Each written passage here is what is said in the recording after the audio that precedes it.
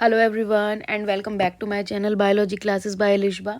तो हम लोग क्लास 10th की बायोलॉजी स्टार्ट कर चुके हैं, जिसमें हम लोगों ने पहले कंप्लीट किया था introduction of class 10th chapter first biology. And उसके बाद हम लोगों ने न्यूट्रिशन इन प्लांट्स के बारे में पढ़ा था, साथ ही साथ हमने अमीबा और पैरामीशियम के न्यूट्रिशन भी देखा था। आज हम लोग स्पेसिफिकली बात करने वाले हैं न्यूट्रिशन इन ह्यूमन के बारे में, या फिर हम लोग कह सकते हैं न्यूट्रिशन इन एनिमल्स। हम लोग ह्यूमन की न्यूट्रिशन के बारे में बात करेंगे। बेसिकली जो न्यूट्रिशन होता है, या फिर हम कह सकते हैं डाइजेस्टिव सिस्टम जो होता है ह्यूमन का, उसके बारे में आज हम पढ़ने वाले हैं।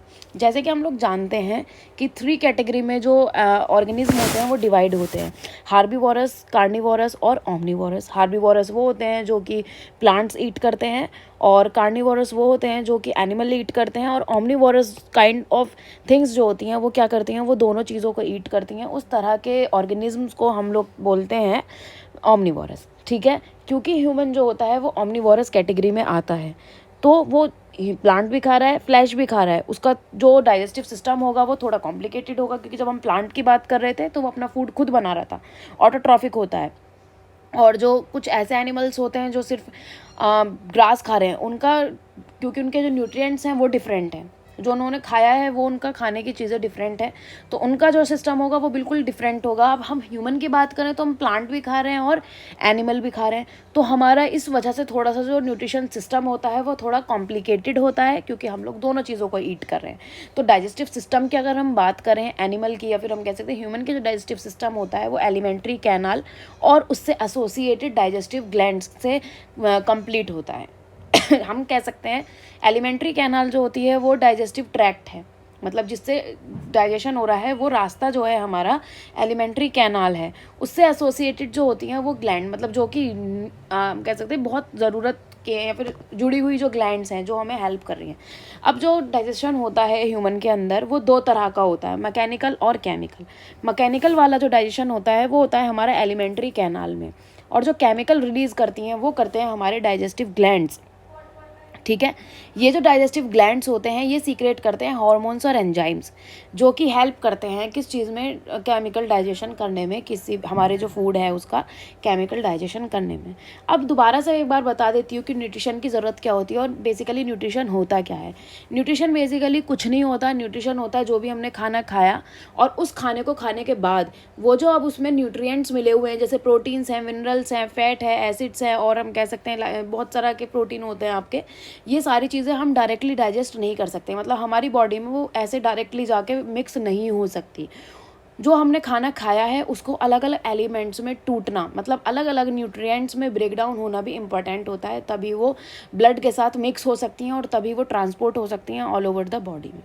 ठीक है, इसको ट्रांसपोर्ट करने से पहले ही हमारी बॉडी में जो प्रोसेस होता है, डाइजेशन का जो प्रोसेस होता है, इसके अंदर यही होता है कि जो हमने खाना खाया है वो स्मॉल पार्टिकल्स में, या फिर हम लोग कह सकते हैं सिंपलर मॉलिक्यूल्स में जो वो कन्वर्ट होता है, वो इसी वजह से होता है ताकि आगे जाके वो जो एसिमिलेशन उसका हो सके, एब्जॉर्प्शन वो हो सके। तभी होता है क्योंकि एब्जॉर्प्शन जब वो ब्रेक डाउन हो जाए, और ब्रेक डाउन करने के लिए इंपॉर्टेंट होती हैं एसोसिएटेड डाइजेस्टिव ग्लैंड्स, और रास्ता जो देते हैं या फिर हम कह सकते हैं जगह जो है एक तरह से, वो होती है आपकी एलिमेंट्री कैनाल। ठीक है, जो न्यूट्रिशन होता है ह्यूमन का वो आपका 5 स्टेप्स में कंप्लीट होता है: इंजेशन, डाइजेशन, एब्जॉर्प्शन, एसिमिलेशन और इजेशन। इंजेशन मतलब खाने को इनटेक करना, आपने हाथों से मुंह में रखा, माउथ के अंदर रखने के प्रोसेस को हम लोग इंजेशन कहते हैं। और उसके बाद खाना आपका स्टमक में गया, स्टमक में जाने के बाद क्या होता है कि डाइजेशन स्टार्ट होता है। वहाँ पे कुछ डाइजेस्टिव ग्लैंड्स होती हैं, HCl होता है, पेप्सिन होते हैं, ये सारे कुछ प्रेजेंट होते हैं आपके ग्लैंड्स, वो डाइजेशन स्टार्ट कर देते हैं। फिर उसके बाद खाना जाता है स्मॉल इंटेस्टाइन में, स्मॉल इंटेस्टाइन में आपका होता है एब्जॉर्प्शन। स्मॉल इंटेस्टाइन के बाद आपका एसिमिलेशन होता है जो कि लार्ज इंटेस्टाइन में होता है, और लास्ट प्रोसेस होता है आपका इजेशन, जो कि रेक्टम आपका लास्ट पार्ट है स्मॉल लार्ज इंटेस्टाइन का, और रेक्टम से खाना जाता है एनस में और बॉडी से बाहर हो जाता है, उस प्रोसेस को हम लोग कहते हैं इजेशन। 4 स्टेजेस कौन कौन से आपके: इंजेशन, डाइजेशन, एब्जॉर्प्शन और इजेशन, जो कि आप एक बार देख सकते हैं ओवरव्यू में कि intake of food through mouth, ये प्रोसेस कहलाता है इंजेशन। जब आपका खाना जो होता है वो ट्रैवल करता है एलिमेंट्री कैनाल में और ब्रेक डाउन होता है फूड का, उस प्रोसेस को हम लोग कहते हैं डाइजेशन। बेसिकली ये कहाँ तक जाता है, स्टमक तक जाता है। न्यूट्रिएंट्स जब आपके एब्जॉर्ब होने स्टार्ट हो जाते हैं, फूड का डाइजेशन हो गया, स्मॉल इंटेस्टाइन में पहुंच गया, पूरा डाइजेशन हो गया, अब होगा खाने का जो न्यूट्रिएंट्स हैं उनका डाइजेशन। तो न्यूट्रिएंट्स बन गए, फूड जो है वो न्यूट्रिएंट्स में कन्वर्ट हो गया और उस प्रोसेस को हम लोग कहते हैं एब्जॉर्प्शन। अब बचा आपका रिमेनिंग वेस्ट जो कि बॉडी से इजेक्ट आउट हो जाता है, जिसको हम लोग बोलते हैं इजेशन। मतलब बॉडी से वेस्ट मटेरियल को रिमूव होने को हम लोग इजेशन का प्रोसेस कह रहे हैं। ह्यूमन का जो डाइजेशन होता है वो होता है आपके माउथ से, देन पास होता है खाना हमारा एलिमेंट्री कैनाल में, जहाँ जो फूड होता है वो मिक्स्ड में एक मिक्सचर के फॉर्म में कन्वर्ट हो जाता है, और उसके बाद वो कन्वर्ट होता है फूड हमारा बॉलस में। मतलब जैसे आपने फूड खाया, फूड जब बहुत सारे लिक्विड के साथ, एंजाइम्स के साथ मिक्स हो गया माउथ के अंदर ही, जब वो आप सटक रहे हो गर्दन से फूड पाइप के अंदर, मतलब वो जब जा रहा है तो वो कन्वर्ट हो जाता है बॉलस की फॉर्म में, ये सेमी सॉलिड रह जाता है आपका। अब फूड जब बॉलस में कन्वर्ट हो गया है तो वो जाता है एलिमेंट्री कैनाल में। एलिमेंट्री कैनाल मतलब सबसे पहला आपका एलिमेंट्री कैनाल ही होता है, जो कि लॉन्ग ट्यूब होती है। डायमीटर इसका डिपेंड करता है आपकी हाइट के ऊपर, कि आप कितनी आपका हाइट वगैरह है उस पर भी डिपेंड करता है। माउथ से स्टार्ट होके एंड होता है ये एनस पे। Oesophagus, stomach, small intestine, large intestine इसके पार्ट होते हैं। तो बेसिकली पूरा जो पार्ट होता है, या फिर हम लोग कह सकते हैं पूरा जो स्ट्रक्चर होता है, वो एलिमेंट्री कैनाल होता है। माउथ सबसे पहला पार्ट होता है एलिमेंट्री कैनाल का, फूड को इंजेस्ट करने में ये हेल्प करता है, मतलब फूड जो हम इंटेक करते हैं। फिर माउथ के अंदर आपके आते हैं बुकल कैविटी, जो कि माउथ के पीछे होता है बुकल कैविटी, जिसको हम माउथ कहते हैं। बुकल कैविटी जो होती है वो टीथ और टंग से मिलकर बनी होती है। टीथ हेल्प करते हैं फूड को मैस्टिकेट करने में, टंग हेल्प करती है कि फूड का जो टेस्ट है उसको हम टेस्ट करें उसके हेल्प से, और साथ ही साथ टीथ टंग जो होती है उसके पास होती है सलाइवरी ग्लैंड, जो कि सीक्रेट करती हैं आपकी सलाइवा, जो कि फूड का डाइजेशन इनिशिएट करने में हेल्प करती है। इसका मतलब जो फूड का डाइजेशन होता है वो इनिशिएट हो जाता है हमारा टंग की हेल्प से माउथ में ही। मतलब खाने जो डाइजेशन है, डाइजेशन का जो स्टार्ट होता है, खाने का जो पचना स्टार्ट हो जाता है, वो हमारे माउथ में ही स्टार्ट हो जाता है। ख़त्म नहीं हुआ अभी, बस स्टार्ट हुआ है। ठीक है, जैसे हम कोई काम स्टार्ट करते हैं वो सबसे पहले जो स्टार्ट होता है आपका माउथ में होता है। तो ऐसे क्वेश्चन बहुत पूछे जाते हैं कि कहाँ से इनिशिएट होता है। फिर उसके बाद टीथ की बात करें तो टीथ जो होते हैं वो हार्ड स्ट्रक्चर होते हैं, हमें पता है बहुत हार्ड होते हैं। ये किसी भी चीज़ को, मतलब खाने की जो चीज़ें होती हैं उनको काटने में, चीरने में, फाड़ने में, चबाने में हेल्प करते हैं। वर्टिकल सेक्शन जो होता है टीथ का वो 4 लेयर्स का होता है। Enamel, dentine, cement, dental pulp, ये सारी चीज़ों से मिलकर बना होता है। इनेमल जो होता है वो हार्डेस्ट लेयर होती है, सबसे ज़्यादा आउटर मोस्ट लेयर होती है, हमारी बॉडी का सबसे ज़्यादा हार्डेस्ट पार्ट होता है। डेंटाइन जो होता है वो 70% इनऑर्गेनिक सॉल्ट से मिलकर बना होता है। सीमेंट जो होता है वो लाइनिंग वाला पार्ट होता है, बॉनी सॉकेट जो होता है टीथ का वहाँ पे प्रेजेंट होता है। डेंटल पल्प जो होता है सेंट्रल पार्ट होता है, सॉफ्ट होता है, और इसके पास नर्व एंडिंग्स प्रेजेंट होती हैं। ब्लड और लिम्फ वेसल्स भी इसके पास प्रेजेंट होती हैं। जो टीथ होते हैं हमारे माउथ के अंदर वो 4 टाइप के होते हैं। कौन कौन से होते हैं? इंसिजर, कैनाइन्स, मोलर्स और प्रीमोलर्स। जैसे हम लोग जानते हैं कि आगे वाले जो दांत होते हैं वो बनावट में अलग होते हैं। अगर हम साइड के दांतों के आप टच करके देखो, फील करके देखोगे तो वो थोड़े नुकीले से होते हैं। और जो हमारी दाढ़ होती है जिनसे हम बेसिकली सब चीज़ें चबाते हैं, उनकी जो बनावट होती है वो डिफरेंट होती है। तो जो आगे वाले दांत होते हैं वो होते हैं हमारे इंसिजर्स। कैनाइन्स जो होते हैं वो हमारे साइड वाले दांत होते हैं। मोलर्स और प्री मोलर्स हमारे पीछे वाले दांत होते हैं। इनके भी स्पेसिफिक फंक्शन होते हैं। इंसिजर्स क्या करते हैं? फूड को कट करने का काम करते हैं। कैनाइन्स फूड को टीयर करने का काम करते हैं। मोलर्स और प्री मोलर्स जो होते हैं वो क्रश करने का काम करते हैं। और डेंटल फार्मूला भी पाया जाता है एडल्ट ह्यूमन की बात कर रहे हैं यहाँ पे। हमेशा जो फार्मूला होता है वो एक एवरेज टीथ को देख कर लिया जाता है, मतलब लोगों में एवरेज कितने टीथ हो सकते हैं एडल्ट एज में, तो उसके हिसाब से 2 1 2 3 ऐसे दिया हुआ है। 2 1 2 3 तो हमारे टीथ नहीं होते, तो इसका एक्चुअल में क्या है, ये 2 1 2 3 अपॉन 2 1 2 3 इंटू 2 कर दें अगर हम, 2 1 3 4 5 6 7 8 नीचे का भी आपका काउंट ऐसे आएगा 8 और 8 प्लस करेंगे, 8 + 8 is equal into 2 is equal to 8 और 8 16 इंटू 2 इज इक्वल्स टू 32, मतलब 32 टीथ। ऐसे हमारा ये फॉर्मूला बना हुआ है। प्लस करके सब कुछ, ये ऊपर के दांत, ये नीचे के दांत, इनको प्लस करो, इनको प्लस करो, मतलब आपके जो 2 हैं वो कौन से हैं? इंसिजर, ऐसे यहाँ पे दिया हुआ है, इसके हिसाब से ऐसे दिए हुए हैं। तो 32 टीथ हमारे अंदर पाए जाते हैं। अब आप एक बार स्ट्रक्चर देखें अगर टीथ का तो कैसे होता है। फर्स्ट वाला पार्ट आपका इनेमल है, मतलब ये वाला पार्ट होगा जो हमारा, ये इनेमल है। इनेमल मतलब जो सबसे हार्डेस्ट वाला था। फिर उसके नीचे आपका डेंटिन प्रेजेंट है, जो हमने भी देखा था डेंटिन। 3rd नंबर पे आपका पल्प चैम्बर है, जो कि बीच में प्रेजेंट है और जहाँ से नर्व्स कनेक्ट हैं। 4 आपके गम्स हैं, होता है ना गम्स में प्रॉब्लम हो जाती है जब बैक्टीरियाज वगैरह लग जाते हैं, वो वाले गम्स हैं ये। 5th नंबर पे हमारा रूट कैनाल होता है, जो कि जैसे ट्री का रूट होता है ऐसे ये रूट कैनाल है। फिर उसके बाद सपोर्टिंग लीगामेंट होती हैं जो कि टीथ को सपोर्ट करने में हेल्प करती हैं। यहाँ पर आपके होते हैं नर्व्स और वेसल्स, जो कि नर्व्स ब्लड वेसल जो होती हैं वो वाली वेसल्स हैं। नर्व हमारे, आपको पता ही है कि मैसेज ले जाने में हेल्प करती है। रूट एंड ओपनिंग जो कि कनेक्ट करने का काम कर रहा है टीथ को माउथ से। तो ये सारे पार्ट होते हैं हमारे माउथ के। ये टाइप होते हैं जो भी हमारे टीथ होते हैं उनका, इंसिजर, कैनाइन्स, प्रीमोलर्स और मोलर्स। हम इनको ऐसे याद रख सकते हैं, ICMPM, शॉर्ट फॉर्म में ICMPM, incisor, canine, molar, premolar. तो ये इजीली आपको याद रहेंगे, इंसिजर, कैनाइन, मोलर और प्रीमोलर। और फॉर्मूला याद कर सकते हैं 2 1 2 3 2 1 2 3 2 1 2 3। तो आपको हमेशा याद रहेगा 2 1 2 3 का मतलब क्या है। और मैंने आपको फॉर्मूला समझाया ताकि आप कंफ्यूज ना हो कि ये फॉर्मूला कैसे आया है। ईसोफेगस और स्टमक की बात करते हैं। ईसोफेगस क्या होता है? अब हमने माउथ से खाना खाया, टीथ ने उसको च्यू करने में हेल्प किया और टंग ने सलाइवरी ग्लैंड दी, जिसकी वजह से, लिक्विड की वजह से खाने को हम अच्छे से सटक पाए। अब खाना जाता है हमारा ईसोफेगस में। ईसोफेगस क्या है? फूड पाइप हम इसको बोल देते हैं बेसिकली। ये हमारा फूड पाइप भी होता है, तो हम इसको फूड पाइप भी बोल सकते हैं। खाना स्वेलो हो गया इसके अंदर ईसोफेगस में। ये एक मस्कुलर ट्यूब होती है, 25 सेंटीमीटर लॉन्ग होती है और इसकी स्पिंक्चर वॉल्व होती है इसके लास्ट में। फंक्शन क्या होता है इसका कि ये सिर्फ और सिर्फ फूड को ट्रांसपोर्ट करती है और फ्लूइड बनाती है। जब स्वेलो करती है तो माउथ से लेके स्टमक तक का जो रास्ता है वो है हमारा ईसोफेगस। अब ईसोफेगस में ऐसा क्या स्पेशल चीज़ है कि ये फूड को पुश कर पा रही है? एक्चुअल में इसके अंदर होता है एक अलग तरह का मूवमेंट जिसको हम लोग कहते हैं पेरिस्टाल्टिक मूवमेंट। पेरिस्टाल्टिक मूवमेंट मतलब जब खाना सटका जाता है तो ये खाने को जगह देती है। मतलब फूड कन्वर्ट अब हो गया है बोलस में, ठीक है। बोलस मतलब बॉल जैसा हम लोग मान सकते हैं, बॉलस में कन्वर्ट हो गया है। अब वो जो बॉलस है जब वो लुढ़क के नीचे की तरफ जाएगा, रास्ता ये देगा। पाइप में से आप कुछ मिट्टी का, मतलब आप कोई स्टोन ले लो, स्टोन तो खैर हैवी चीज़ हो जाएगी, मिट्टी बहुत सारी लड्डू जैसा बना के उसको आप डालो पाइप में। अगर पाइप उसको रास्ता दे रहा है, कोई सॉफ्ट वाला पाइप होगा तो वो उसको रास्ता दे देगा ना, लेकिन अगर आप हार्ड पाइप में उसको डालेंगे तो वो उसको रास्ता ही नहीं देगा और खाना आगे की तरफ पुश नहीं हो पाएगा। तो जो सॉफ्ट वाला होगा वो फैल जाएगा, मतलब श्रिंक होना और फैलना वो अलाउ करेगा, वो ही अलाउ करती है पेरिस्टाल्टिक मूवमेंट ईसोफेगस के अंदर। तो यही स्पेशलाइजेशन होने की वजह से ईसोफेगस रिस्पॉन्सिबल होता है खाने को आगे की तरफ पुश करने में। खाना पुश होने के बाद जाता है हमारा स्टमक में। स्टमक एक जे लाइक स्ट्रक्चर होता है, हम इसको जे शेप्ड बोलते हैं, और ये thick walled bag like structure होता है। यहाँ पर क्या होता है, ईसोफेगस से खाना कहाँ गया? स्टमक में गया और स्मॉल इंटेस्टाइन में ये ओपन होता है। मतलब सबसे पहले आया आपका माउथ, है ना, माउथ से आया खाना कहाँ? ईसोफेगस में। ईसोफेगस से कहाँ पे आया? स्टमक में। स्टमक से खाना कहाँ जाएगा? स्मॉल इंटेस्टाइन में। ठीक है, समझ रहे हो ना? स्मॉल इंटेस्टाइन से जाएगा कहाँ पर?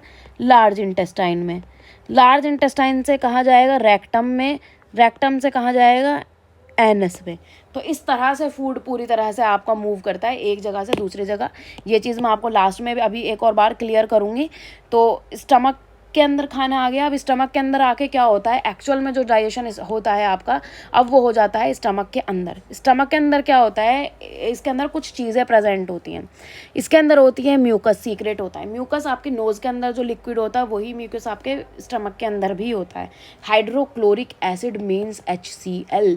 साथ ही साथ डाइजेस्टिव जूसेस, ये वो वाले जूसेस नहीं है जो आप एप्पल जूस वगैरह जो होते हैं वो जूस नहीं है।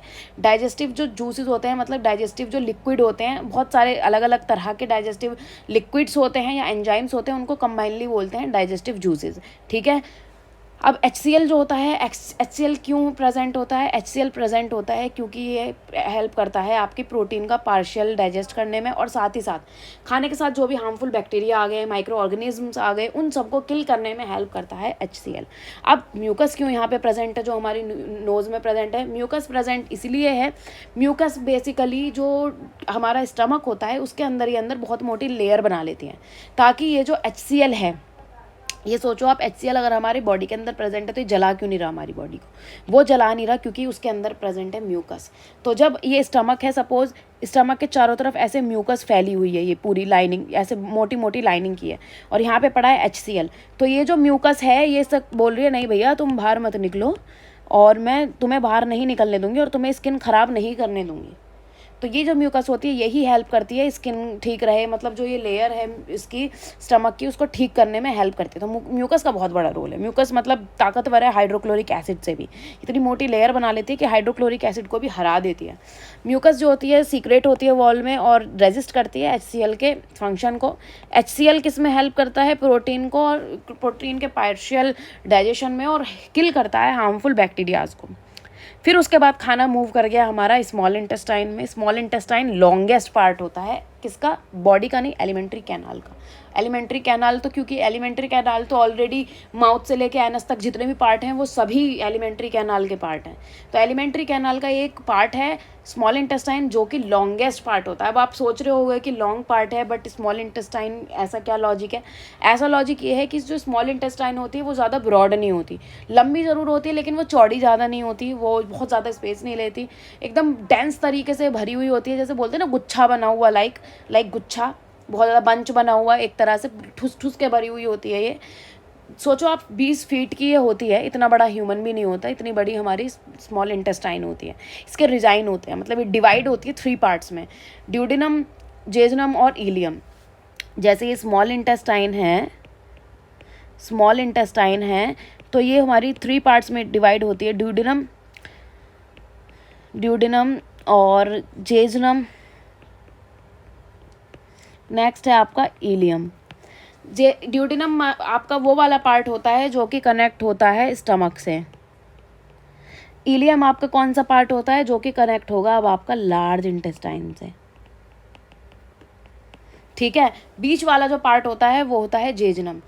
अब ऊपर वाला पार्ट हमारा हो गया स्टमक से कनेक्ट, मतलब क्योंकि आपको पता है कि एलिमेंट्री कैनाल पहले स्टमक से ही, स्टमक कनेक्ट होता है स्मॉल इंटेस्टाइन से। तो ये पूरा पार्ट ही स्मॉल इंटेस्टाइन का है, लेकिन स्मॉल इंटेस्टाइन का शुरू का पार्ट जो होगा वो कहलाएगा ड्यूडेनम, फिर बीच वाला जो पार्ट है वो कहलाएगा जेजुनम, फिर बाकी का बचा हुआ जो पार्ट है इलियम कहलाएगा, जो कि कनेक्ट होता है लार्ज इंटेस्टाइन से। ठीक है, फिर स्टार्ट हो जाती है आपकी लार्ज इंटेस्टाइन। खाना इन्हीं अलग अलग पार्ट में जाता है और किस में क्या डाइजेस्ट होता है वो भी आप पढ़ोगे, लेकिन आप वो बड़ी क्लास में पढ़ोगे। पूरा जो अब आपका देखो आधा से ज़्यादा डाइजेशन तो आपका स्टमक के अंदर ही हो गया, बच्चा कुछ डाइजेशन वो होता है आपका स्मॉल इंटेस्टाइन के अंदर। कंप्लीट डाइजेशन हो जाता है आपका स्मॉल इंटेस्टाइन के अंदर। ठीक है, पूरी तरह से डाइजेशन हो गया आपका स्मॉल इंटेस्टाइन के अंदर। और स्मॉल इंटेस्टाइन की जो लेयर्स होती हैं उसकी लेयर्स भी थोड़ी अलग होती हैं, इसके अंदर भी कुछ स्पेशलाइजेशन होता है जिसकी वजह से इसमें पूरा डाइजेशन हो रहा है और एब्जॉर्प्शन भी हो जाता है चीज़ों का। जो भी न्यूट्रिएंट्स हैं उनका एब्जॉर्प्शन भी इसी के अंदर हो जाएगा। क्या स्पेशल चीज़ है इनके पास? इसके पास जैसी ये स्किन है स्मॉल इंटेस्टाइन की, मैंने एक एग्जांपल के लिए, इसके पास ऐसे फिंगर लाइक प्रोजेक्शन होता है, अंदर से ये ऐसी होती है, फिंगर लाइक प्रोजेक्शन होता है जिसको हम लोग बोलते हैं माइक्रोविलाई। माइक्रोविलाई हम इसको बोलते हैं, फिंगर की तरह होती है। इसके अंदर हो सकता है डिफ्यूज़न और ये कनेक्ट होती है आपकी ब्लड वेसल्स से। तो क्या होता है जब न्यूट्रिएंट्स में कन्वर्ट हो जाता है फूड, तो ये जो माइक्रोविलाई होती हैं किसी भी चीज़ को एब्जॉर्ब कर लेती हैं। एब्जॉर्ब करने के बाद ये कर लेती हैं एसिमिलेट ब्लड के अंदर, क्योंकि ये किससे कनेक्टेड है? ये आपकी कनेक्ट है ब्लड वेसल्स से। तो इस तरह से ये पूरी तरह से एब्जॉर्प्शन भी कर लेती हैं, डाइजेस्ट भी यहाँ हो जाता है। अब लार्ज इंटेस्टाइन का क्या काम बचा? खाना तो हमारा डाइजेस्ट हो गया। लार्ज इंटेस्टाइन जो होती है वो बड़ी होती है, मतलब चौड़ी होती है, लार्ज है लेकिन छोटी होगी किससे? स्मॉल इंटेस्टाइन से। 5 फीट होती है इसकी लंबाई। इसके 2 डिज़ाइन होते हैं, रेक्टम और कॉलन। कॉलन मतलब जो स्मॉल इंटेस्टाइन से कनेक्टेड वाला पार्ट है, रेक्टम आपका बिल्कुल लास्ट वाला पार्ट होता है इसका लार्ज इंटेस्टाइन का। लार्ज इंटेस्टाइन भी आपकी 3 पार्ट्स में डिवाइड होती है। किस किस पार्ट में? असेंडिंग, ट्रांसवर्स और डिसेंडिंग। असेंडिंग आपका हमें पता है ना, छोटे से लेकर बड़े पे को हम लोग बोलते हैं असेंडिंग ऑर्डर। ट्रांसवर्स जब हम कटिंग करते हैं तो ट्रांसवर्स कटिंग, ऐसे टेढ़ी कटिंग को बोलते हैं। डिसेंडिंग मतलब बड़े से छोटा। तो जो स्टार्टिंग वाला पार्ट होता है इस पार्ट को हम लोग बोलते हैं असेंडिंग। ये जो पार्ट होता है इसको हम लोग बोलते हैं ट्रांसवर्स। और ये जो हमारा पार्ट होता है इसको हम लोग बोलते हैं डिसेंडिंग। तो असेंडिंग, ट्रांसवर्स और डिसेंडिंग 3 पार्ट्स में डिवाइड होती है। और जो लास्ट वाला होता है ये कनेक्ट होता है हमारा रेक्टम वाले पार्ट से। ये होता है रेक्टम और ये होता है हमारा एनस। ठीक है, तो 3 पार्ट्स में ये डिवाइड होती है, लास्ट में रेक्टम। तो ये पूरा जो पार्ट है ये आपका कॉलन है, ये रेक्टम है, यहाँ पे एनस से क्या हो गया? कनेक्ट हो गया। काम क्या होता है लार्ज इंटेस्टाइन का? लार्ज इंटेस्टाइन का क्या होता है? एक तो इसके अंदर बहुत ज़्यादा ज़रूरी चीज़ होती है, वो होती है कि इसके अंदर बैक्टीरियाज, जो इंपॉर्टेंट बैक्टीरियाज होते हैं डाइजेस्टिव सिस्टम के, वो हाउस करते हैं, मतलब रहते हैं। कुछ बैक्टीरियाज ऐसे होते हैं जो डाइजेशन के लिए बहुत ज़्यादा इंपॉर्टेंट होते हैं। तो उस तरह के जो बैक्टीरियाज होते हैं वो सभी किसके अंदर पाए जाते हैं, लार्ज इंटेस्टाइन के अंदर पाए जाते हैं। अब रेक्टम जो होता है वो एनस में ओपन होता है। कुछ टाइम के लिए जो खाना है अनडाइजेस्टेड फूड रेक्टम में पड़ा रहता है और एनस के थ्रू वो बॉडी से बाहर हो जाता है। ठीक है, अब पेरिस्टाल्सिस मूवमेंट मैंने आपको पढ़ाया था कि एक वेव लाइक मूवमेंट होता है। अब जैसे इस वाले स्ट्रक्चर में देख सकते हो कि फूड हमने खाया, बोलस जो है, बोलस मैंने आपको बताया था फूड कन्वर्ट हो जाता है बोलस में। तो देखिए आप इसको एक स्पेस दे रहा है खाना, यहाँ की सरफेस बिल्कुल ठीक है, जहाँ पे खाना है उसको स्पेस दिया। अगर ये खुल ही नहीं पाता, ये ऐसे वेव लाइक मूवमेंट ही नहीं करता तो खाना नीचे की तरफ जा ही नहीं पाता, अटक के रह जाता। तो ये धीरे धीरे इसको स्पेस देता है जिस वजह से खाना आगे की तरफ पुश हो सकता है। इसलिए पेरिस्टाल्सिस मूवमेंट का भी बहुत बड़ा रोल होता है और बहुत बार पूछ लिया जाता है कि पेरिस्टाल्सिस मूवमेंट किस में होता है और क्या इसकी इंपॉर्टेंस होती है और व्हाट इज़ पेरिस्टाल्सिस मूवमेंट। ठीक है, अब बात करते हैं डाइजेस्टिव ग्लैंड्स की। डाइजेस्टिव ग्लैंड्स जो होती हैं वो डाइजेस्टिव जूसेस सीक्रेट करती हैं, प्रोड्यूस करती हैं, जो कि फूड के डाइजेशन में बहुत ज़्यादा इंपॉर्टेंट होते हैं। कुछ होती जैसे कि सैलाइवरी ग्लैंड हमने माउथ में पढ़ी, गैस्ट्रिक मतलब हमारे स्टमक वाली ग्लैंड, लीवर जो होता है, लीवर एक एसोसिएटेड पार्ट होता है, मतलब हम लोग कह सकते हैं कि ये बहुत ज़्यादा इंपॉर्टेंट पार्ट होता है। गैल ब्लैडर इसके पास होता है, पैनक्रियाज जो होता है, ये कुछ नाम हैं जो जितने भी आपके डाइजेस्टिव ग्लैंड्स होते हैं। डाइजेस्टिव ग्लैंड्स क्या करते हैं, जैसे सैलाइवा है वो सैलाइवा सीक्रेट करती है। गैस्ट्रिक ग्लैंड जो होते हैं वो स्टमक के अंदर होते हैं जो कि HCl और पेप्सिन को सीक्रेट करते हैं। लीवर सीक्रेट करती है बाइल को जो कि गैल ब्लैडर के अंदर होता है। अब जो बाइल होता है गैल ब्लैडर के अंदर स्टोर, लीवर ने सीक्रेट किया बाइल जो कि एक आपका डाइजेस्टिव लिक्विड है, जूस है। ठीक है, स्टोर वो होगा गैल ब्लैडर में और हेल्प करेगा फैट के डाइजेशन में। ठीक है, पैनक्रियाज जो होता है वो सीक्रेट करता है बहुत सारे डाइजेस्टिव एंजाइम, जैसे कि जिन्हें हम लोग पैनक्रेटिक जूस कहते हैं। उनमें से कौन कौन से एंजाइम है, ट्रिप्सिन, काइमोट्रिप्सिन और लाइपेज। ये सारे एंजाइम्स जो होते हैं इनको सीक्रेट करता है। पैनक्रियाज की बात करें तो ये स्ट्रक्चर है पैनक्रियाज का। पैनक्रियाज लॉन्ग होता है, फ्लैट होता है, ग्लैंड स्टमक के पीछे का ग्लैंड पीछे प्रेजेंट होता है। ये बहुत बड़ा डाइजेस्टिव ग्लैंड होता है, मतलब इसके अंदर से बहुत सारे ग्लैंड्स निकलते हैं। इसको हम लोग एक्सोक्राइन और एंडोक्राइन दोनों तरह की ग्लैंड कहते हैं। देखिए, ग्लैंड जो होती हैं वो दो तरह की होती हैं। एक ऐसी ग्लैंड जो कि सीक्रेट करें हार्मोन्स का, और एक ग्लैंड ऐसी होती हैं जो कि सीक्रेट करती हैं एंजाइम्स का। लेकिन जो पैनक्रियाज होती है वो हार्मोन भी रिलीज़ करती है और एंजाइम्स भी रिलीज़ करती है, इसलिए इसको मिक्स्ड ग्लैंड भी कहा जाता है। ठीक है, मिक्स्ड ग्लैंड इसको किस लिए कहा जाता है, क्योंकि इट वर्क्स या फिर इट फंक्शंस एज बोल सकते हैं endocrine and exocrine, that's why it is also called mixed gland. Mixed gland पूरी बॉडी में क्या है हमारी, यही है। डाइजेस्टिव एंजाइम कौन कौन से होते हैं, ट्रिप्सिन, काइमोट्रिप्सिन और प्रोटीएजेस डाइजेस्ट क्या करते हैं, प्रोटीन का डाइजेस्ट करते हैं। इसके अंदर एमाइलेज भी होता है जो कि स्टार्च जो होता है फूड के अंदर उसको डाइजेस्ट करता है। जो लाइपेज होता है वो फैट का डाइजेशन करता है। तो सोच सकते हो कि कितनी सारी चीज़ों का डाइजेशन हमारा पैनक्रियाज ही कर रहा है। अब होलोजोइक न्यूट्रिशन का क्या मतलब है, होलोजोइक ऑफ न्यूट्रिशन हम उसको कहते हैं जिसमें कि हम लोग पूरी तरह से किसी चीज़ का न्यूट्रिशन कर लेते हैं। मतलब फूड जो होता है वो स्टेप वाइज स्टेप हमारी बॉडी में जाता है और हम उसका डाइजेशन कर लेते हैं। फिजियोलॉजी की अगर हम बात करें तो मैकेनिकल और केमिकल दो तरह का हमारे अंदर डाइजेशन होता है, जो कि मैंने आपको बिल्कुल स्टार्टिंग में बताया। तो जो मैकेनिकल डाइजेशन होता है वो बुकल कैविटी से स्टार्ट होने के बाद बोलस बन के जाता है, फिर उसके बाद डाइजेशन जब स्टार्ट होता है स्टमक के अंदर, तब यहाँ पे केमिकल हमारे कुछ एंजाइम्स वगैरह सीक्रेट होते हैं, तो उसकी वजह से डाइजेशन हमारा केमिकल में चेंज होता है। सलाइवरी एमाइलेज, मतलब हमने बताया ना सलाइवरी ग्लैंड से सलाइवरी एमाइलेज होता है, तो वो हेल्प करता है माल्टोज में कन्वर्ट करने के, स्टार्च को सिंपल शुगर में कन्वर्ट करने का काम करता है। स्टमक के अंदर क्या होता है कि मस्कुलर कॉन्ट्रैक्शन होता है, रिलैक्सेशन होता है, जिसकी वजह से जो फूड होता है बोलस से कन्वर्ट हो जाता है काइम में। बोलस से कन्वर्ट हो गया काइम में, फूड के फॉर्म है। फिर डाइजेशन स्टार्ट होता है स्टमक के अंदर, हो गया काइम में कन्वर्ट हो गया। बोलस मिक्स होने के बाद गैस्ट्रिक जूसेस उसमें से निकले, जिसको हमने काइम बोला। कन्वर्ट होने के बाद वो कैसा हो गया, कंप्लीट डाइजेशन हो गया हमारा स्टमक के अंदर। फिर पैनक्रेटिक जूस जो होती हैं, बाइल जो होता है, इंटेस्टिनल जूस होता है, वो सभी इसके अंदर प्रेजेंट है। और फिर स्मॉल इंटेस्टाइन में जाने के बाद कंप्लीटली एब्जॉर्ब्ड हो जाते हैं विलाई और माइक्रोविलाई के थ्रू, और अनडाइजेस्टेड फूड जो होता है वो लार्ज इंटेस्टाइन में चला जाता है।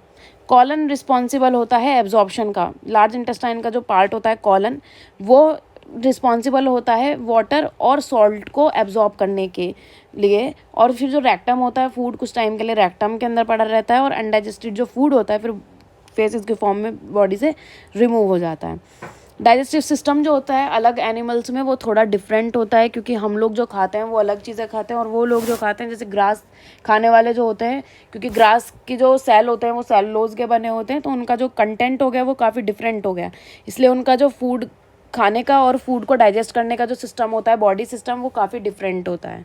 डाइजेस्टिव ट्रैक्ट की अगर हम एनाटॉमी की बात करें तो लगभग 30 फीट की हमारी एनाटॉमी, मतलब जो डाइजेस्टिव ट्रैक्ट होता है वो होती है, जिसमें कि आपको पता है कि 11 फीट तो हमारी वही स्मॉल इंटेस्टाइन थी, 5 फीट हमारी लार्ज इंटेस्टाइन, तो 30 फीट तक के हमारा क्या होता है, एलिमेंट्री कैनाल होता है, जो कि 9 मीटर लॉन्ग, मीटर में हम लोग 9 मीटर बोल सकते हैं। माउथ से लेके एनस तक एंड होता है, इसके बीच में 2 ओपनिंग्स होती हैं। एलिमेंट्री कैनाल वेरी कर सकता है डायमीटर में अलग अलग बॉडी में। ये किस किस चीज़ में डिवाइड होता है, mouth, oesophagus, stomach, small intestine, ठीक है। स्मॉल इंटेस्टाइन 3 पार्ट्स में डिवाइड होती है, जो बताए थे अभी, ड्यूडेनम, जेजुनम और इलियम। लार्ज इंटेस्टाइन के 2 रिजाइन होते हैं, कॉलन और रेक्टम, और ये पार्ट होते हैं हमारे एलिमेंट्री कैनाल के। सलाइवरी ग्लैंड, पैनक्रियाज, लीवर बहुत बड़ा रोल प्ले करते हैं डाइजेस्टिव ग्लैंड्स का। ग्लैंड प्रेजेंट होती हैं स्टमक के अंदर, स्मॉल इंटेस्टाइन कंट्रीब्यूट करता है डाइजेशन का फूड में। और सबसे बड़ी बात अगर हम बात करें रोल ऑफ HCl की, क्योंकि HCl एक बहुत ज़्यादा हार्ड एसिड है और ये हमारी बॉडी में प्रेजेंट है, तो क्या रीज़न है कि हमारी बॉडी में प्रेजेंट है, बहुत ज़्यादा पूछा भी जाता है कि HCl क्यों प्रेजेंट है। तो ये गैस्ट्रिक ग्लैंड में होता है, जैसे अभी हमने ऊपर पढ़ा था कि pH जो होता है इसका लगभग, pH मतलब इतना ज़्यादा एसिडिक होता है, जितना कम pH उतना ज़्यादा एसिडिक, तो pH इसका होता है 1.5 to 3.5। क्या क्या फंक्शन हो सकते हैं आपके HCl के, ये कन्वर्ट करता है इनएक्टिव पेप्सिनोजन को और प्रोनेनिन को एक्टिव में, इनएक्टिव को एक्टिव में कन्वर्ट करता है, और ये एक मीडियम देता है प्रोटीन डाइजेशन का, मतलब यहाँ पे प्रोटीन का डाइजेशन हो सके, तो ऐसा मीडियम तैयार करता है एसिडिक। किल करता है बैक्टीरियाज को ताकि इन्फेक्शन से बॉडी बची रहे। प्यूट्रिफिकेशन से बचाता है स्टमक को, कोई भी बीमारी वगैरह ना हो, मतलब जो भी आपने क्या किया बैक्टीरिया वगैरह गए उस सब चीज़ों से बचाता है। और म्यूकस इसके अंदर होती है जो कि खुद को बचाती है, मतलब म्यूकस, स्टमक के अंदर जो म्यूकस होती है वो स्टमक को ही बचाती है, ताकि HCl जो है वो स्टमक को ख़राब ना कर सके, ख़त्म ना कर सके। और एक्सिस एसिड जो होता है वो अल्सर, मतलब जैसा कभी आपने बहुत ज़्यादा एसिड की चीज़ें खा ली है, बाहर की कुछ उल्टा सीधा खा लेते हैं तो अल्सर्स हो जाते हैं ना, वो तभी होते हैं जब गैस्ट्रिक म्यूकोसा जो होता है वो अच्छे से फंक्शन नहीं कर पाता है और किसी तरह से HCl थोड़ा बहुत रिलीज़ हो गया है तो उससे अल्सर हो जाते हैं। अल्सर होने का रीज़न यही होता है। नेक्स्ट बात करते हैं सलाइवरी ग्लैंड की। सलाइवरी ग्लैंड माउथ में प्रेजेंट होती है।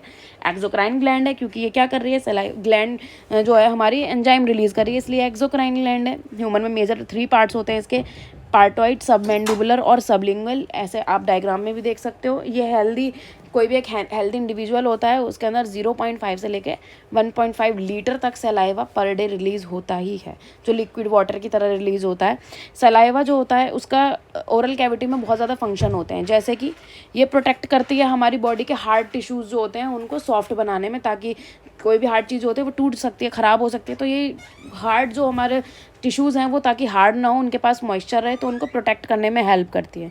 और डेंटल जो होता है, मतलब हमारे दांत वगैरह जो उनको भी ये प्रोटेक्ट करने में हेल्प करती है। सलाइवा जो होती है माइक्रोबल ग्रोथ नहीं होने देती हमारे माउथ के अंदर। और सॉफ्ट टिश्यू रिपेयर भी ये करती है, क्लॉटिंग टाइम बढ़ाती है, वाउंड का जो कॉन्ट्रैक्शन है उसको इंक्रीज़ करती है। सलाइवा के अंदर एमाइलेज होता है जो कि स्टार्च को माल्टोज में बदलता है और डेक्स्ट्रिन को, तो इसीलिए हम लोग कह सकते हैं कि सलाइवा जो होती है पहली जो स्टेज है वो सलाइवा ही है, जो कि स्टार्ट कर रही है हमारा क्या डाइजेशन होना स्टार्ट कर रही है। सलाइवा सॉल्वेंट की तरह काम करती है, मतलब जितने भी सॉलिड हैं वो डिज़ोल्व हो जाते हैं सलाइवा के थ्रू। तो टेस्ट बड्स भी होते हैं हमारी टंग के अंदर, जैसे हमने कुछ भी हमें पसंद की चीज़ मिलती है तो एकदम से लिक्विड सीक्रेट होता है, तो वो जो लिक्विड सीक्रेट होता है वो सलाइवा की वजह से ही होता है। तो ये सलाइवा जो होती है सॉल्वेंट की तरह काम करती है। सॉल्वेंट क्या होते हैं, जिसके अंदर कोई भी चीज़ घुल जाती है, तो आपने खाना खाया, खाना वो जो घुल रहा है, मिक्स हो रहा है, वो बिकॉज ऑफ द सलाइवा, ठीक है। तो सलाइवा हेल्प करती है उस सब चीज़ों में। हेटरोट्रॉफिक न्यूट्रिशन, हमने ऑटोट्रॉफिक न्यूट्रिशन प्लांट में पढ़ा था। हेटरोट्रॉफिक मोड ऑफ न्यूट्रिशन हम इसलिए बोलते हैं क्योंकि हम लोग डिपेंड करते हैं अपने खाने के लिए किसी और पे। अब हेटरोट्रॉफिक न्यूट्रिशन के भी कितने तरह के लोग होते हैं। कुछ लोग ऐसे होते हैं जो सिर्फ और सिर्फ ग्रीन प्लांट्स खाते हैं, उनको हम लोग बोलते हैं हार्बीवोरस। कुछ ऐसे होते हैं जो सिर्फ और सिर्फ फ्लैश खाते हैं, उनको हम लोग बोलते हैं कार्निवोरस। और कुछ ऐसे होते हैं जो दोनों ही चीज़ों को खाते हैं, उनको हम लोग बोलते हैं ओमनिवोरस, जिस कैटेगरी में हम लोग आते हैं। ठीक है। न्यूट्रिशन के टाइप हमने पढ़े थे, होलोजोइक, सैप्रोफिटिक, पैरासिटिक। तो होलोजोइक काइंड ऑफ न्यूट्रिशन हमारा होता है। अब बात करते हैं हम लोग किसकी, विलाई और माइक्रोविलाई, जो कि हमारा किस में प्रेजेंट होता है, इंटेस्टाइन में, स्मॉल इंटेस्टाइन में प्रेजेंट होता है।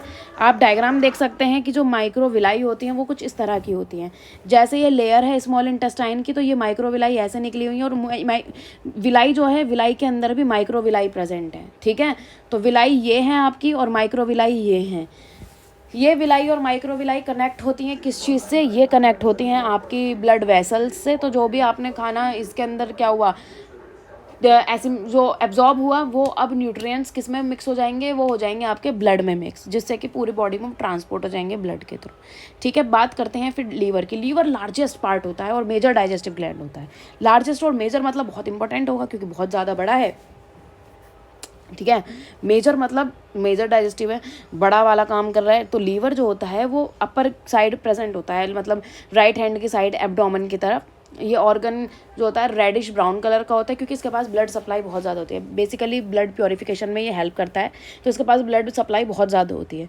कुछ इंपॉर्टेंट फंक्शन है इसके, जैसे कि ये बाइल को सीक्रेट करता है, जो कि फिर गैल ब्लैडर में, आपने बताया था ना मैंने अभी कि वो स्टोर होता है। फिर गैल ब्लैडर हेल्प करता है किसको, फैट को कन्वर्ट करने में। ये फिल्टर करता है ब्लड को। ये डिटॉक्सीफाई करता है, जो भी हमने ड्रग लिए हैं, मतलब जो भी हमने दवाई वगैरह खाई है, उसको डिटॉक्सीफाई करने में हेल्प करता है ताकि टॉक्सिसिटी हमारी बॉडी में ना फैल पाए। तो उसको डिटॉक्सीफाई भी यही करता है। ये प्रोटीन बनाता है जो कि ब्लड क्लॉटिंग में हेल्प करता है। उस प्रोटीन को ये बनाता है और स्टोर करता है खाने को हमारा ग्लूकोज की फॉर्म में। मतलब जैसे कि हम फास्टिंग मोड में हैं या फिर जैसे भी हम कोई काम करते हैं, हमने सुबह से कुछ नहीं खाया पर तब भी आप काम कर रहे हो, तो वो आप इसी वजह से काम कर पाते हो क्योंकि लीवर जो है वो खाने को स्टोर करके रखता है ग्लूकोज की फॉर्म में। अब ये जो हीमोग्लोबिन है या फिर वॉर्न आउट आरबीसीज हैं, आयरन कंटेंट है, ये सब भी इसी के अंदर स्टोर रहता है। कन्वर्जन जो होता है हार्मफुल अमोनिया का, वो भी इसी के अंदर होता है। मतलब बॉडी के अंदर हमने इतनी सारी चीज़ें खाई, लिक्विड जो है वो अमोनिया बनता है हमारी बॉडी में, लेकिन उस अमोनिया को यूरिया में कन्वर्ट होना बहुत ज़रूरी है। जो हम लिक्विड करते हैं ना, एक्सक्रीट आउट बॉडी से, लिक्विड जो हम एक्सक्रीट आउट करते हैं यूरिन की फॉर्म में, तो ये यूरिया कन्वर्जन करता है पहले अमोनिया को यूरिया में। तो यूरिया फिर यूरिन में कन्वर्ट होकर बॉडी से बाहर हो जाता है। अगर अमोनिया ही हमारी बॉडी में रह जाए तो वो बहुत ज़्यादा टॉक्सिक होगा और ये लीथल भी हो सकता है, मतलब इससे हमारी डेथ भी हो सकती है। तो ये बहुत बड़ा काम कर रहा है कि उसको कन्वर्जन करता है उसका हार्मफुल अमोनिया का। डाइजेस्टिव जूसेस क्या होते हैं? डाइजेस्टिव जूसेस वो होते हैं जैसे कि आपके बाइल जूस हो गया, इंटेस्टिनल जूस हो गया, सक्कस इंटेरिकस दिया हुआ है, इन सभी को एक साथ हम लोग डाइजेस्टिव जूसेस कहते हैं। कॉमन डक्ट जो होती है इनकी सीक्रेट करती है ड्यूडेनम में। ड्यूडेनम आपका कौन सा, स्मॉल इंटेस्टाइन वाला पार्ट है। स्मॉल इंटेस्टाइन में आपके ज़्यादातर पोर्स जो होते हैं, मतलब कह सकते हैं कि सब कुछ जुड़ा हुआ जो होता है वो ड्यूडेनम वाले पार्ट से होता है। काइम जो है वो स्मॉल इंटेस्टाइन में गया, जहाँ पे पूरी तरह से डाइजेशन हो गया। एक्शन होता है यहाँ पे वेरियस एंजाइम्स का, क्योंकि मैंने आपको बताया ड्यूडेनम पार्ट जो है वो किसका, स्मॉल इंटेस्टाइन का।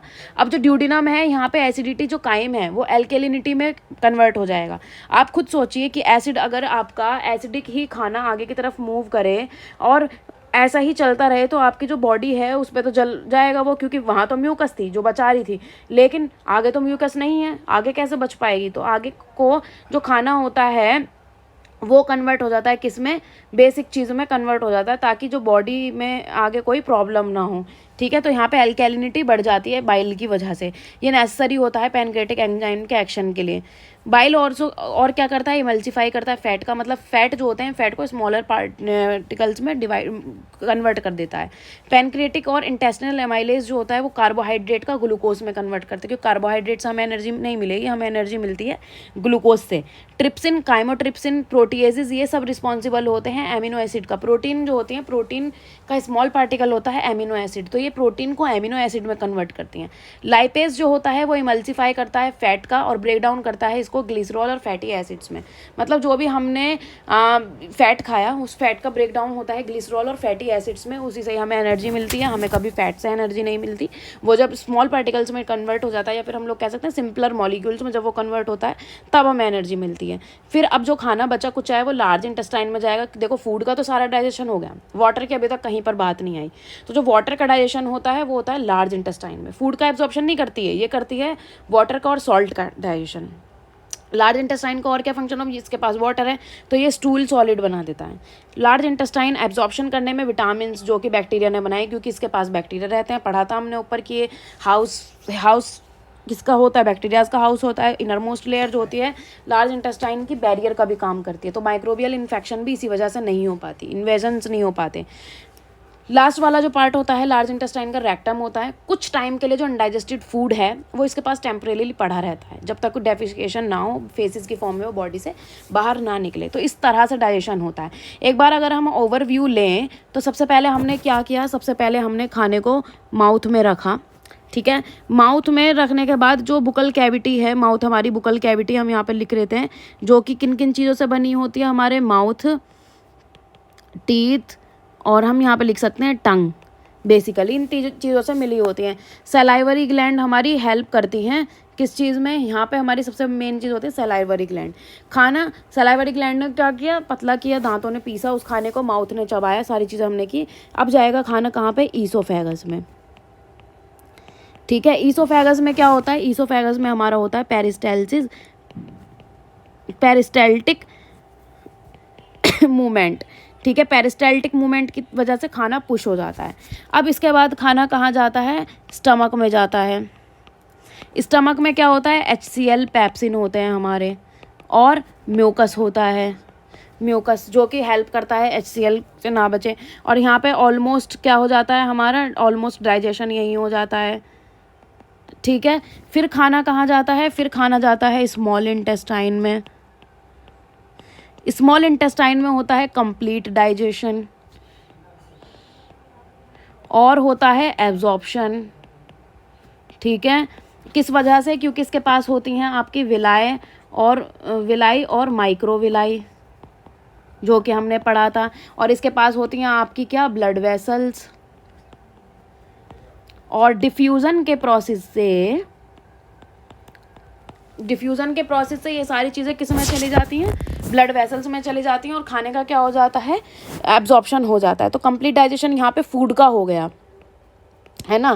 देखो अब यहाँ से एक बार देखो कि सबसे पहले जो हमने माउथ में रखा था वो था हमारा फूड, ईसोफेगस में जो गया वो गया हमारा बोलस।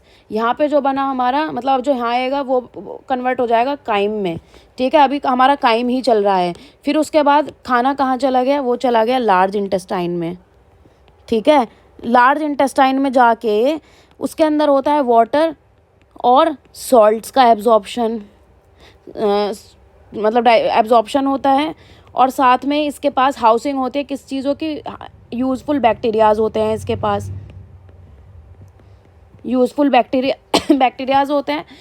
फिर खाना जो है आपका किस में कन्वर्ट हो गया, वो कन्वर्ट हो गया सॉलिड स्टूल में कन्वर्ट हो गया। अब लार्ज इंटेस्टाइन का जो लास्ट पोर्शन होता है वो होता है हमारा रेक्टम। तो खाना कुछ टाइम के लिए रेक्टम में गया, टेम्परेरी क्या रहा, यहाँ पे स्टोर रहा, टेम्परेरी स्टोर रहेगा। फिर उसके बाद एनस के थ्रू फेसिस की फॉर्म में क्या हो गया, रिमूव हो गया। कौन सा खाना, अनडाइजेस्टेड फूड, ठीक। तो ये सारे प्रोसेस होता है आपका डाइजेशन में। सबसे पहले खाना कहाँ गया, सबसे पहले खाना गया माउथ में, माउथ से गया ईसोफेगस में, ईसोफेगस से स्टमक में, स्टमक से स्मॉल इंटेस्टाइन, स्मॉल से लार्ज, लार्ज से लार्ज इंटेस्टाइन का ही लास्ट पार्ट होता है वैसे ही, पर यहाँ पे अलग फंक्शन हो रहा है इसलिए मैंने अलग लिखा है। फिर उसके बाद गया आपका एनस में, और माउथ के अंदर जब हम खाना खाते हैं तो वो फूड होता है, फूड कन्वर्ट हो जाता है बोलस में, सेमी सॉलिड में। फिर उसके बाद खाना गया आपका स्टमक में, स्टमक में जाने के बाद जब कॉन्ट्रैक्शन होता है, रिलैक्सेशन होता है, तो खाना मिक्स हो जाता है, लिक्विड मिलते हैं बहुत सारे, उसके अंदर एंजाइम्स मिलते हैं, तो काइम में कन्वर्ट हो गया। काइम में कन्वर्ट होने के बाद वो गया किस में, स्मॉल इंटेस्टाइन में। स्मॉल इंटेस्टाइन में जाने के बाद वो जो काइम है और ज़्यादा उसके अंदर बिल्कुल पूरी तरह से डाइजेशन हो गया, फूड का एब्जॉर्प्शन स्टार्ट हो जाता है, क्योंकि जो स्मॉल इंटेस्टाइन होते हैं उसके पास विलाई और माइक्रोविलाई होती है। विलाई के अंदर माइक्रोविलाई होती है जो कि फिंगर लाइक प्रोजेक्शन होती हैं, और उनके पास ब्लड वेसल्स होती हैं जो कि डिफ्यूज़न की मदद से ब्लड वेसल्स तक न्यूट्रिएंट्स पहुंच जाते हैं। तो इस वजह से पूरा डाइजेशन हो जाता है स्मॉल इंटेस्टाइन में। बचा कुछ जो डाइजेशन होता है किन किन चीज़ों का, वाटर और सॉल्ट्स का, वो होता है लार्ज इंटेस्टाइन में, और यहाँ पे एब्जॉर्प्शन हो जाता है वाटर और सॉल्ट का। और इसके अंदर क्योंकि हाउस करते हैं कुछ यूज़फुल बैक्टीरियाज, तो वो भी हेल्प करते हैं बाकी न्यूट्रिएंट्स मिलने में, जो भी कमी रह जाती है उन सब चीज़ों में, क्योंकि कुछ ये जो बैक्टीरियाज होते हैं बहुत यूज़फुल होते हैं किस चीज़ के लिए, डाइजेशन के लिए। लास्ट में खाना रेक्टम में जाता है, रेक्टम में कुछ टाइम के लिए स्टोर रहता है और फिर एनस के थ्रू स्पिंक्चर, क्योंकि इनसाइड आउटसाइड दो तरह स्पिंक्चर होते हैं, स्पिंक्चर मतलब ऐसे कुछ होते हैं, स्ट्रक्चर होता है इसका, तो वो रिमूव हो जाता है फेसिस की फॉर्म में। तो आप देख सकते हो खाने के भी चेंजेस हुए हैं। कंक्लूजन की अगर हम बात करें तो ये हमारा बुकल कैविटी से लेके एनस तक जो अभी मैंने आपको समझाया वो ये पूरा जो कहलाता है वो कहलाता है एलिमेंट्री कैनाल। तो हमारा फूड जो डाइजेस्ट हो रहा है वो एलिमेंट्री कैनाल में हो रहा है, लेकिन एसोसिएटेड ग्लैंड्स भी साथ में हैं। बुकल कैविटी में टीथ, टंग और सलाइवा आपका होता है जो ब्रेक डाउन करते हैं। ईसोफेगस आपका फूड पाइप कहलाता है जो कि लंबा होता है जहाँ से खाना ट्रैवल करके जाता है, और अगर ज़्यादा खाना खा लेते हैं स्टमक में नहीं जा पाता तो वॉमिटिंग से वो बाहर भी आ जाता है। स्टमक जो होता है, स्टमक हमारा जे शेप की तरह होता है और फूड इसके अंदर गैस्ट्रिक जूसेस होते हैं, HCl होते हैं, एंजाइम्स होते हैं। एंजाइम्स खाने का वो करते हैं ब्रेक डाउन, और HCl जो होता है वो हार्मफुल बैक्टीरिया को किल करते हैं, और म्यूकस जो होती है वो HCl से हमारे स्टमक को बचाती है। स्मॉल इंटेस्टाइन के अंदर कंप्लीट डाइजेशन होता है, सुपर कॉइल्ड होती है, ये बहुत ज़्यादा हाईली डेंस्ड होती है। फिंगर लाइक प्रोजेक्शन इसके अंदर होता है जिसे विलाई और माइक्रोविलाई कहते हैं। माइक्रोविलाई जो होती हैं ब्लड वेसल्स में न्यूट्रिएंट्स को ट्रांसफर कर देती हैं, फिर ट्रांसपोर्टेशन के थ्रू पूरी बॉडी में न्यूट्रिएंट्स फैल जाते हैं। लार्ज इंटेस्टाइन का क्या काम होता है कि ये वाटर और सॉल्ट का करती हैं डाइजेशन, या फिर एब्जॉर्प्शन जो करती हैं वो वाटर और सॉल्ट का करती हैं, और जो रिमेनिंग वेस्ट होता है उसको पास कर देती हैं रेक्टम में। फिर टाइम टू टाइम जो होता है वो जो मैटर होता है, फेसियल मैटर जो होता है वो रिमूव हो जाता है एनस के थ्रू, वो प्रोसेस कहलाता है हमारा इजेशन। ठीक है, तो ये सारे जो स्टेप्स हैं ये इन्वॉल्व होते हैं ह्यूमन डाइजेशन में। आई होप आपको सभी कुछ क्लियरली समझ में आ गया होगा। आपका इसमें अंदर क्या मायने रखता है कि अगर आपके 1 वर्ड आंसर आने वाले हैं तो यहाँ पर जितने भी मैंने आपको एंजाइम्स बताए हैं, देखिए एंजाइम्स आपको ऐसे लर्न नहीं होंगे, आपको याद करने पड़ेंगे। मैं आपको सिर्फ और सिर्फ तरीका बता सकती हूँ कौन से एंजाइम्स हो सकते हैं ये बता सकती हूँ, लेकिन एंजाइम्स लर्न आपको करने हैं। बट स्टिल अगर किसी पॉइंट में आपको कहीं पर कोई कन्फ्यूज़न है तो आप लोग कमेंट डाउन कर सकते हैं। उसके लिए मैं अलग से कोई शॉर्ट वीडियो बना के भी आपका डाउट क्लियर कर लूँगी, मुझे उसमें कोई प्रॉब्लम नहीं है। और अगर आप मेरे चैनल पर न्यू हैं और आपको लगता है कि मेरी और भी वीडियोस आप देखना चाहेंगे और आपको मेरे से समझ में आता है, then do subscribe to my channel, also share my channel. जिनका भी एग्ज़ाम है या फिर जिनको आप लगता है कि आप मेरी वीडियो आप शेयर करेंगे उनके लिए काफ़ी हेल्पफुल होगी। Thank you so much, have a good day.